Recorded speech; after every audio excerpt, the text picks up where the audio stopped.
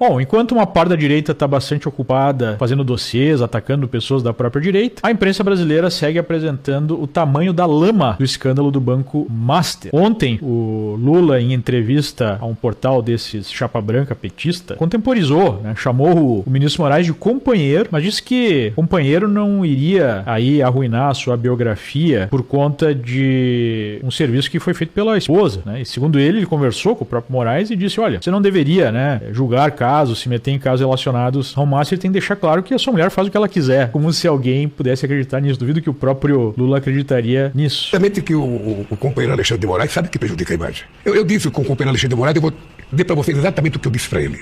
Tá? É o seguinte, você curtiu uma biografia histórica nesse país com o julgamento do 8 de janeiro.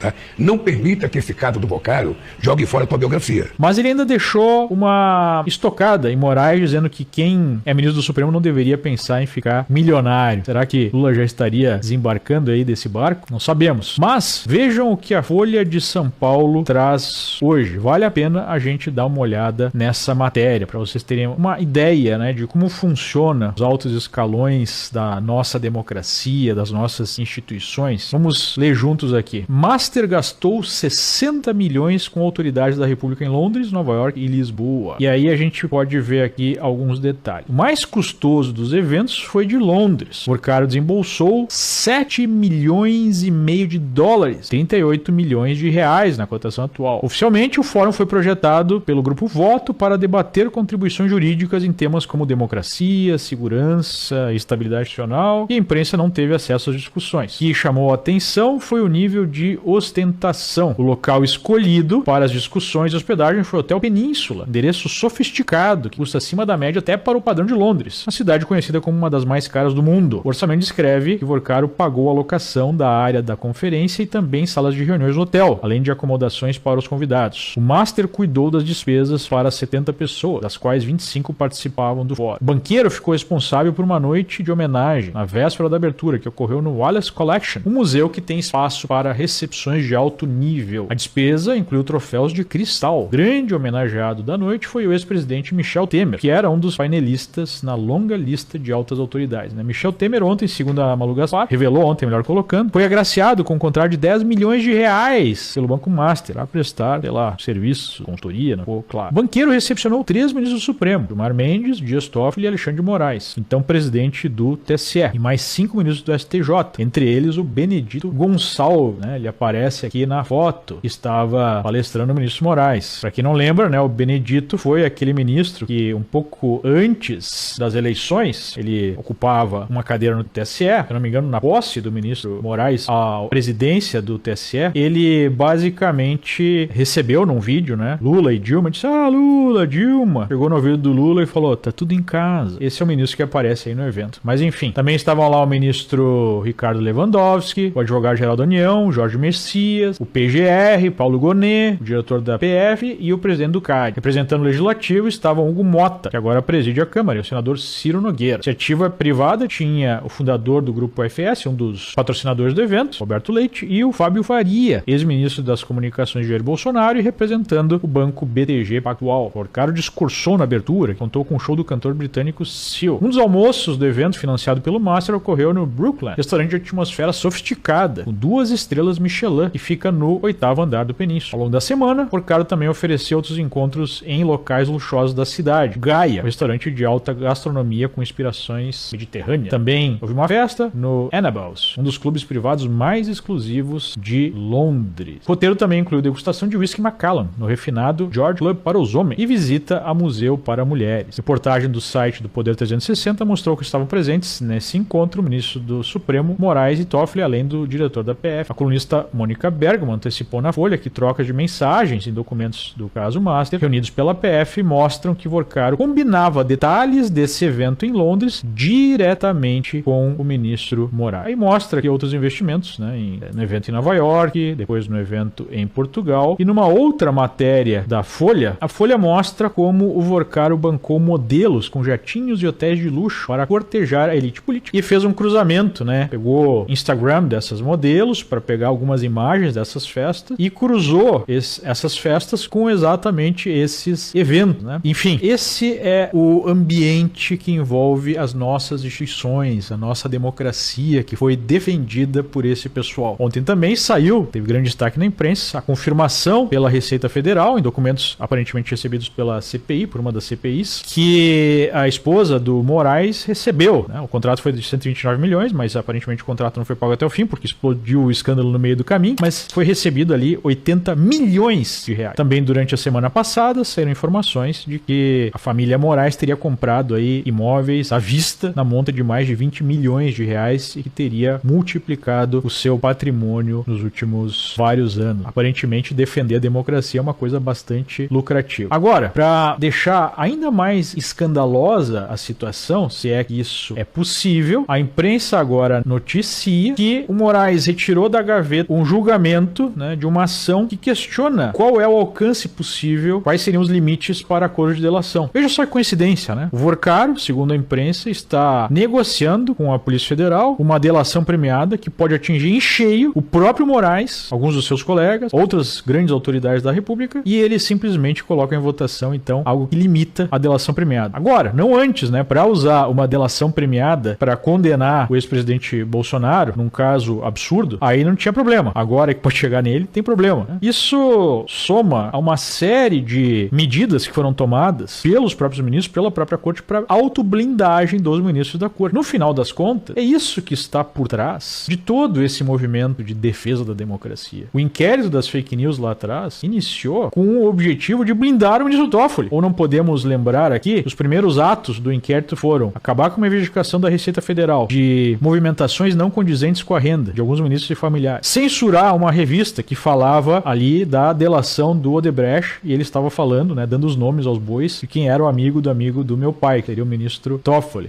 Nós vamos esquecer disso. E depois houve a onda de censura e perseguição à direita, aos críticos, qualquer crítico do ministro, e a criminalização do chamado bolsonarismo, com o objetivo de justamente blindar todo o establishment. Lula só foi eleito por causa disso. Ele foi descondenado e colocado na presidência justamente nesse movimento de blindagem. E quem poderia imaginar que após, né, a descondenação em massa da Lava Jato, a pizza gigantesca que foi assada em Brasília, não haveria alguém para ocupar o lugar que foi deixado, né, por Odebrecht da vida, pelas outras construtoras, e parece que o Vorcaro fez isso de forma muito mais espalhafatosa, sem preocupação alguma, afinal de contas estava tudo dominado, até que isso produziu um buraco de 40 bilhões de reais que não tinha como ser coberto, e aí esses detalhes começam a vir à tona. E agora a gente tem a seguinte questão: quem é que vai colocar ordem na casa se praticamente, né, meia república, num cálculo bem modesto, está envolvida nesse escândalo? Tá começando a ficar mais difícil achar pessoas que não receberam alguma coisa do Vorcaro do que pessoas que receberam alguma coisa diretamente por serviços prestados aí em Brasília, não é mesmo? E no meio de tudo isso, a gente tem a indicação pro Supremo do Bessias, que vem para coroar essa transformação, se for confirmado seu nome, do Supremo num órgão de proteção do establishment e de repressão de qualquer oposição, né? O próprio Bessias é um dos soldados aí petistas, um dos principais militantes petistas, que não perde uma única oportunidade para perseguir os adversários do partido, os adversários do sistema. É diante desse estado de coisas que nós temos as eleições brasileiras, em meio ainda, né, ao sofrimento em massa dos presos políticos. Ontem mesmo eu postei um vídeo de um dos pais desses presos políticos que fala, né, quanto ele precisa se movimentar 700 quilômetros para conseguir falar com o seu filho. São centenas de histórias trágicas de completo desrespeito aos direitos humanos, pessoas sendo presas, sendo censuradas, sendo perseguidas, sendo exiladas por simplesmente fazer uma ação política, pessoas que já morreram. Esse é o maior crime cometido pelo sistema, esse nível de censura e perseguição para proteger os membros do establishment. Até quando nós vamos ter esses presos políticos? Até quando nós vamos tolerar que essas pessoas que estão envolvidas até o pescoço nessa lama continuem se apresentando como defensores da democracia? Enquanto isso não for resolvido, não adianta a gente falar de eleições, porque as eleições vão continuar em meio a esse sistema podendo dar as cartas e podendo definir quem pode ou não pode ser candidato, podendo definir quem pode ou não pode falar, podendo a qualquer momento caçar uma candidatura, podendo a qualquer momento censurar alguém. Então, enquanto nós não resolvermos esse ponto, não adianta falar só em eleições. Precisamos de fim do regime de exceção e fim, né, das prisões políticas já.